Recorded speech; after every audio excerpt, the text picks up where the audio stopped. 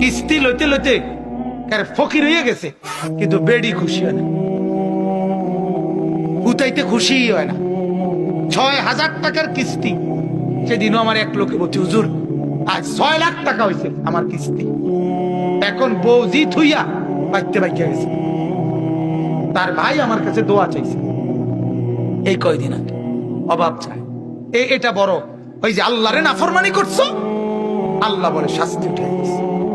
এক বেলা বেড়ির গা 3 পিস আছে, ও বেড়ির কারি শাড়ি কাপড় আছে, শুধু উত্তরের ঘরের ভাবি আরেক কালারের একটা 3 পিস কিনছে।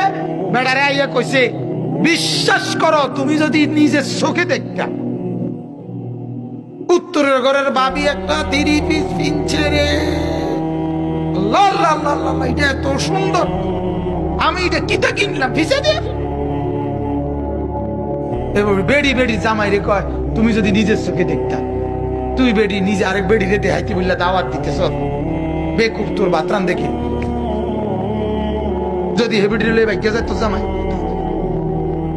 যে যখন হেবিডি রে বেশি সুন্দর লাগছে তো তুমি বাদ। কথা বোঝেন না? তাহলে এটা তো কোনো ইমানদারের কথা হইতে পারে না। তো এরকম আপনার দেখা গেছে ওই অভাব, ওই এবারে হাবড়া হয়তো কইলো না, আমি পারতাম না, হ্যাঁ আমার পক্ষে সম্ভব না, আমি একবার কিনে দিছি একটা তোমারে, আবার হেবুডিটার মতো আর একটা কিনতে পারতাম না। সংসারে যা করলাম এই অজাতের ঘরে, হ্যাঁ আজ 30 বছর জীবনে কোনোদিন একটা মন মতো জিনিস লইতে পারলাম না, যা সংসারে করে গেল শেষ 30 বছর চালি মারি। 30 বছর কি বুঝলা গেছে, সব শেষ। বলেন নাউজুবিল্লাহ। তাইলে সুখ মেলে না, আল্লাহকে নারাজ করে কি মেলে না? যে বিবিরে টেলিভিশন দেখাইছেন সুখ মিলবে না। যে ছেলেকে নামাজ না পড়াইয়া ঘরের মধ্যে শুয়ে আছে, একটা ওয়াক্ত নামাজ পড়ে না, ফজরের নামাজ পড়ে না, আপনার চোখের সামনে আপনার নাফরমান ছেলে ঘুমায়া থাকে, আপনার নাফরমান মেয়ে ঘুমায়া থাকে, তাহলে তো আল্লাহর মহব্বত নিচে নেমে গেছে, রাসূলুল্লাহর মহব্বত নিচে নেমে গেছে। নেমে গেছে না বলেন না? সন্তানের মহব্বত উপরে উঠে গেছে, স্ত্রীর মহব্বত উপরে উঠে গেছে, মা বাবার মহব্বত উপরে উঠে গেছে, বাচ্চা কাচ্চাদের মহব্বত উপরে উঠে গেছে। টেলিভিশন চলতেছে তো আপনার বিবি বাচ্চা খুশি, আল্লাহ তো নারাজ। আপনার ঘরে সুদ ঘুষের টাকা তো আল্লাহ তো নারাজ, ওরা না খুশি। আপনার ছেলে মেয়ে বেপর্দা তো আল্লাহ তো নারাজ, ওরা না খুশি। মেয়েটা বেপর্দা, ছেলেটা মোবাইলে অশ্লীল ছবি দেখে, এক ওয়াক্ত নামাজ পড়ে না, ওরা তো খুশি, কিন্তু আল্লাহ আর রাসূল তো নারাজ। আল্লাহ বলে অপেক্ষা করো, শাস্তি মিলবে তোমার।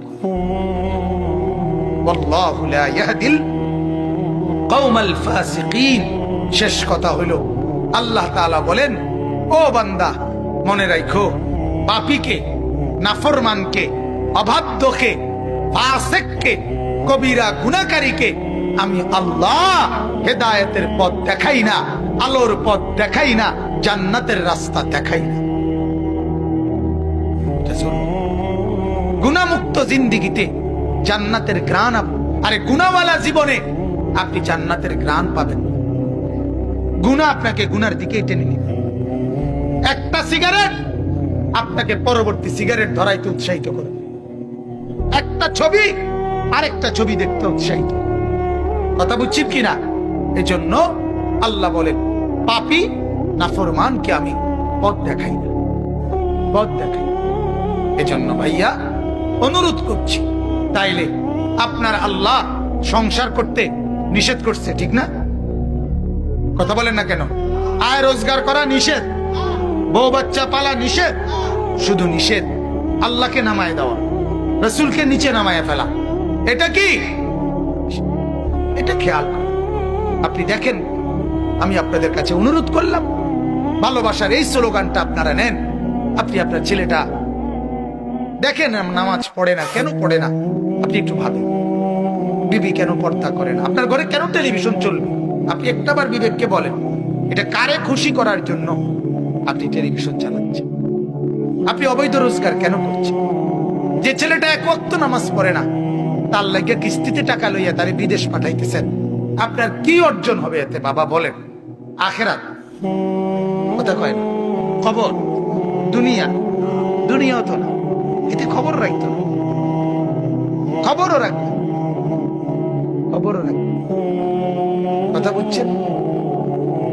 নাফরমান যে আল্লাহর নাফরমান, আর যে মানে অর্থাৎ হইল যে এর থেকে বড় সত্তার নাফরমানি করে যেতে খারাপ রয়েছে, এটা আপনার গণব কিন্তু। কথা বুঝেন না এমনি, এটা তো এটাই বুঝাইতে চাই আমি আল্লাহরে তো কি করি না, গণার করি না। আপনি কিটা মা বাপ কিটা আবার আল্লাহর সামনে মা বাপ কি? এই জন্য অনুরোধ, তোমরা যারা ছেলে ভাইয়া, তোমাদের কাছেও বলি বাজান, দুই কথা। এক কথা তো মা বাবার কাছে বললাম, আপনাদের বিবি বাচ্চার দিকে, সন্তানদের দিকে নজর দেন। আর তোমাদেরকেও বললাম ভাইয়া, তোমরা যারা বসছো, কষ্ট করছো, আমার অনুরোধ, আবারও বলছি বাপ, আমি পায়ে ধরে বলি বন্ধু, জীবনটাকে এক প্লেট খিচুড়ি মনে করো না। অনুরোধ বাজান, জীবনের এটা কোনো কিছুই না, একটা জিলাপি দুগা ভাত তরকারির জীবন মনে করো। জীবনের একটা লক্ষ্য উদ্দেশ্য আছে, টার্গেট আছে। অনুরোধ, আমার জীবন সুন্দর করো, জীবন সুন্দর করো। আল্লাহ তাআলা আমাদের প্রত্যেকটা ছেলেদেরকে তৌফিক দান করুন। গুনাহ থেকে বাঁচো বাজান, নামাজের সেজদা করো, আখিরাতের ফিকির করো, নিজের জীবন সুন্দর করো। মনে রাখো বাপ, এটাও একটা জরুরি কথা, যদি বাবায় খবর না রাখে, যদি মায় ইবাদতের খবর না রাখে, তবুও তোমারে কিন্তু হিসাব দিতে। কথা বুঝেন নাই আপনি? হাসরের ময়দানে এই কথা বললে হবে না যে আমার আব্বাই আমারে নামাজ পড়াইছে না দেখা আমি পড়ি নাই, এই কথা বললে চলবে তো? তাইলে বাপ, বিষয়টা কিন্তু সাংঘাতিক, বিষয়টা সাংঘাতিক। আল্লাহ তাআলা ইব্রাহিম নবীকে সন্তান, তাকে জান্নাত দিবে, কিন্তু বাপ আজরকে জাহান্নাম। কথা বলেন না কেন? আল্লাহ তাআলা নূহ নবী বাপ, ওনাকে জান্নাত দিবে, ছেলে কেনান তাকে জাহান্নাম দিবে। আল্লাহ তাআলা লূত আলাইহিস সালাম নবী স্বামী, ওনাকে জান্নাত দিবে, ওনার স্ত্রী তাকে জাহান্নাম দিবে। লূত আলাইহিস সালামের স্ত্রী জাহান্নাম, নবীর স্ত্রী। কোরআন। আল্লাহ তাআলা আসিয়া মহিলা স্ত্রী, তাকে জান্নাত দিবে, তার স্বামী ফেরাউন তাকে জাহান্নাম দিবে। স্বামীরে বুঝাই দিল তুমি কিন্তু জান্নাতি হতেই হবে, স্ত্রীকে বুঝাই দিল তুমি কিন্তু জান্নাতি হতেই হবে, বাপকে বুঝাই দিল তুমি কিন্তু জান্নাতি হতেই হবে, ছেলেকেও বুঝাই দিল তুমি কিন্তু জান্নাতি হতেই হবে। অতএব প্রত্যেকে নিজ নিজ জায়গায় আখিরাতের ফিকির। প্রথম ফিকির আমার নিজের, দ্বিতীয় ফিকির আমার পরিবারের, তৃতীয় ফিকির আমার মহল্লা। এভাবে ফিকির বাড়াবে, কিন্তু প্রথম আমি আমার নিজের ব্যাপারে আমাকে মজবুত থাকতে হবে। আমার বাপ, আমার 14 গোষ্ঠীও যদি নাফরমানি করে, আমি করব না। এ কথার উপরে কি থাকতে হবে? ঈমান থাকতে হবে। কথা বুঝছেন? আমার আব্বাই কইছে দেখেই আমি সুদের টিয়া লমু, আমার আব্বাই কইছে দেখেই আমি হারাম টাকা রোজগার করব না, না। আজ আমরা এটা ভুলে যাই, আজ আমরা একজন আরেকজনের কান্দে চাপাই দিই। অনেক লোক আছে কোরআন শরীফ পড়ে না, পড়তে জানে না, জিগাইলে কইব কি জোরা। এই দুঃখের কথা কইয়া লাভ নাই। ছোটবেলায় বাপ মা পড়াইছে না, এই জন্য গোয়াল খারাপ, শেষ। এই কথা কইয়া লেলি হাসরের ময়দানে আল্লাহ বলবো, আরে কিতা করিবা, তোমার বাপ মা পড়াইছে না, অতএব তুমি গিয়া যাও, বেহেশতে যাও, তুমি ভাত তরকারি খাও। হ্যাঁ, কি আলাপ বাপরে বাপ, এটা লাজন খিচুড়ি না, এটা লাজন খিচুড়ি খাও না। মাহফিলের শেষে খিচুড়ি খাও না, হাসরের মাঠ এটা খিচুড়ির মাঠ, রং মনে করছেন। আল্লাহ আমাদেরকে মাফ করে দেন। কবরের ফিকির করে আমি আপনাদের জন্য খুব দোয়া করি। চৈনপুর গ্রাম, আপনাদেরকে অনেক মহব্বত করি। আজি সাহেব, এই বাচ্চু, আজি সাহেব, আলম ভাই, এরপরে মুর্শেদ ভাই, এদের করি দোয়া করি আল্লাহ তাআলা আমাদের সবাইকে কবুল করেন। আমরা নামাজের ফিকির করব তো ইনশাআল্লাহ। আল্লাহ আমাদেরকে তৌফিক দান করে। যুবক ছেলেরা বাজান, ফজরের নামাজের গুরুত্ব দাও।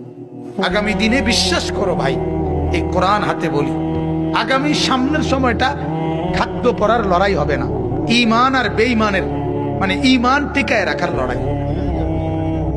অতএব অনুরোধ, আল্লাহ তাআলা আমাদেরকে তৌফিক দান করুন।